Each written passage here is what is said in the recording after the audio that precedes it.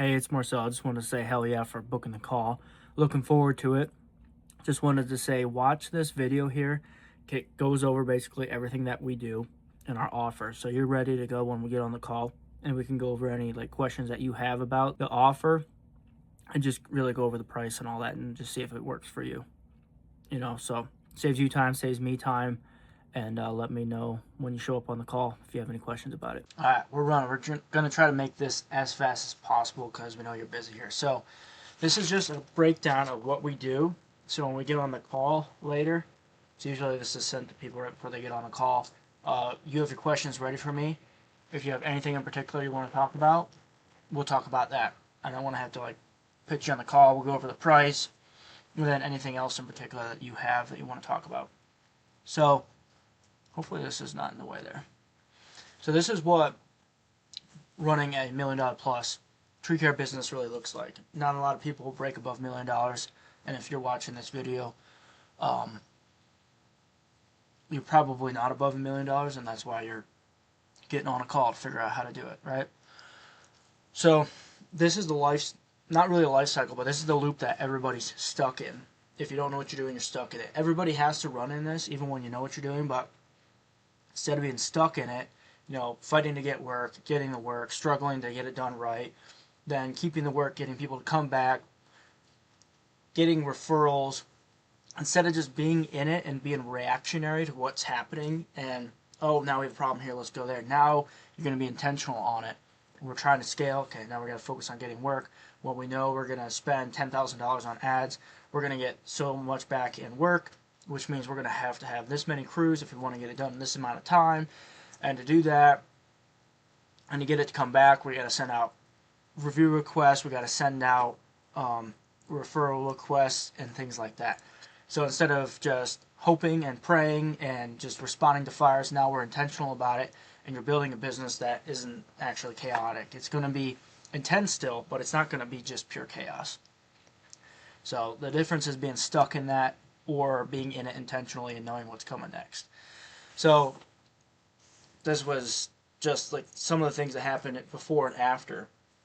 Crews are running without you on the job site. Leads are coming in from multiple sources dependably. Dependably is the key word there. You know your numbers every week. You're not left in the dark when you don't have money at the end of the week. You know what happened, and you're not running out of money. Good months are average, something that happens regularly that you can depend on. So 3 or 4 months, you know you're going to have a certain amount of money saved, or you're going to have so much profit. Team Recruits itself, the key sign of a really strong, healthy business is the one where people and employees are coming to work for you. And then you have time to work on your business. So you're strategic about that cycle that we were just looking at and growing in it instead of just being stuck in a loop that makes you feel like a hamster that can't quite run fast enough, and you're about to die, right? Then on the left are all the problems that's what it's like when you don't have them solved. So if you want to pause and look at those, you can. Now, I built this strategy, the blueprint that we're going to talk about, all the steps in here, I built from the inside out. I was running a business when I was 21, and we had so many problems. This is in the way you can't really see. But we were working 80 hours a week. I was in college. One of my buddies, when we first started, he was working night shift to help make ends meet. And, that first year we overspent on payroll. We overspent on marketing. We didn't know what our numbers were, so we were just wasting money. And all these problems that we had in our first year, I wish there was somebody like me to help point these things out, because we probably could have made more than $500,000 in revenue that year, and we could have pocketed probably, because when you're small like that, you should have a tighter or larger profit margin. We probably could have made $200,000 profit. But we did everything wrong, and we only profited $60,000, and that fucking hurt. As you know, if you were in the same situation. I mean, we added 2 partners, so me plus 2, 60,000 doesn't go far, right? So all these problems that we had before, in the second year we did a lot more revenue. We were doing a lot of things right, but we still were overspending on payroll and didn't have the right equipment, so we were spending too much on contractors. Year 4 is where we really dialed it in, pulled in our marketing, pulled in our payroll expenses, and started really monitoring our expenses correctly, and that's when we went to 30% profit margin, and we were really less involved in the business, and it was a whole lot better. So yeah, if you want to pause this so you can look over it, you can, but we gotta go quick here. So this is basically the framework that we build our businesses on. We look at it like a three-legged stool. Sales, or operations and team building is one, sales and marketing another, and financial management is another. You could pause this and look at them a little bit closer if you want. So for operations and your team building, like when this is dialed in, you're not caught off guard by random things happening inside the company, somebody being upset, people not showing up, people randomly quitting, people, instead of all those problems, now you have people coming to work for you, you have the best talent coming in, you have happy people in your business, an actual culture that is fun to work with, right? If I gotta go quick, but if you want to pause this and look at it, you can. Same thing with this. I'll get this out of the way. You can pause and look at it. He was an example of somebody who had like really hard time with his team members, and after we got some things dialed in with that part in particular, it made huge changes. So this is basically how we do it.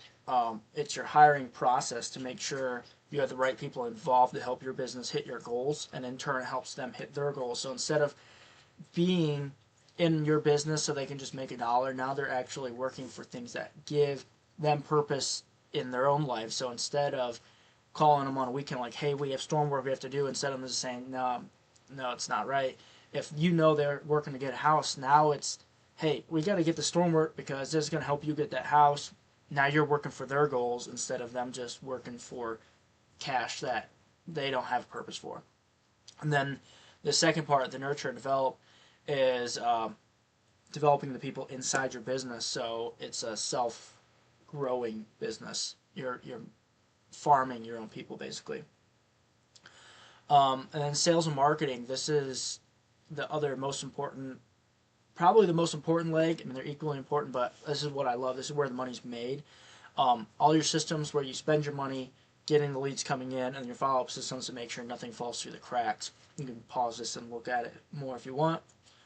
And this is basically how we do it. All your leads are coming in, turn into estimates. We have a pre-nurture here that I haven't added in yet, but so when you show up on the call, they know who you are, and they're not cold. Basically, they know who you are, they trust you, they know how you operate, they know who's on your team. You give them the price. Now they actually care about you. And then let's say it closes on the spot, then you go to close, job, cash collected, and then you put them back into nurture. So either they come back from work later or they refer their friends and family.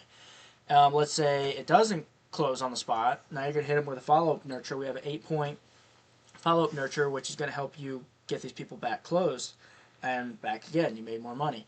If for some reason they go with somebody else, we're going to put them in email nurture. So they're impressed by how you showed up and everything else, and maybe the only thing was the price, and you just couldn't help that. Sometimes that's it. They just have a budget. They can't go above it. We get it. But they're going to know you were great. They know you did good work. They liked how you presented yourself, and your business was very professional. Hopefully they refer your friends and family, their friends and family to you now. That's money right there. Or if they weren't happy with the work that got done last time, they'll come back next time, right? All of this is where the money's made in your business, and all you have to do is do the work. There's some great examples of some of our clients. I mean, Jack, this was in one and a half weeks we got him these results. He got booked out 1 month after starting with us with our marketing and getting the leads, and then the systems we had involved to follow up. It was crazy. And then Todd's been working since April, but he's had some crazy growth. So if you want to pause this and look at it, go ahead.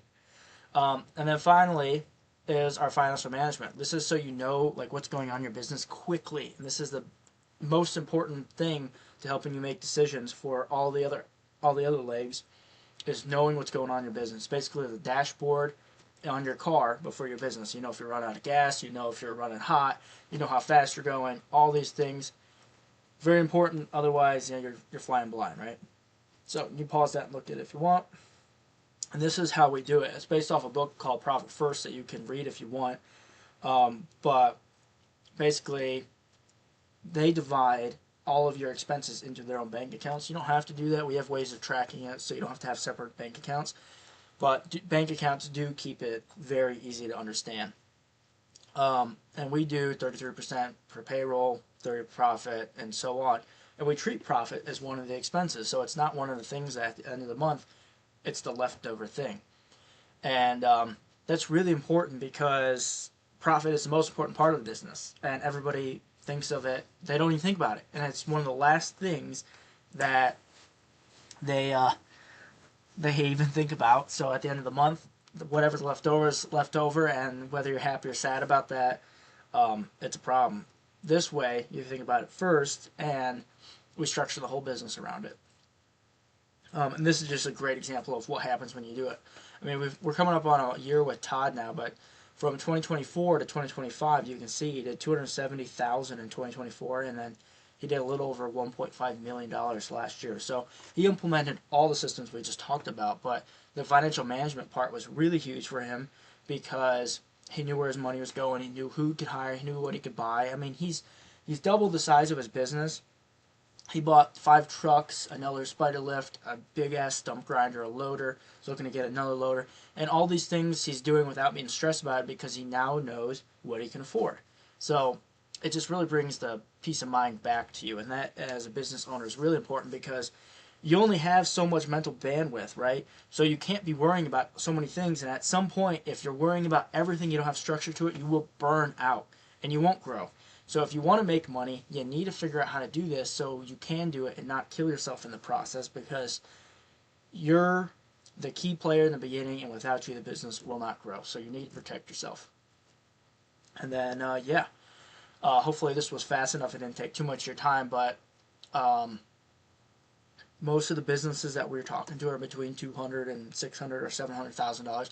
Not necessarily failing, but you feel like you are just because you don't have these systems in place. So one of these going wrong will cause a lot of pain in your business, and we don't want that. So yeah, looking forward to get on a call with you. We're going to go over which one of these legs is the biggest problem for you right now. Maybe it's all three, maybe it's just one, and we're figuring out how to fix it. So looking forward to seeing you on the call, and yeah, good luck with everything.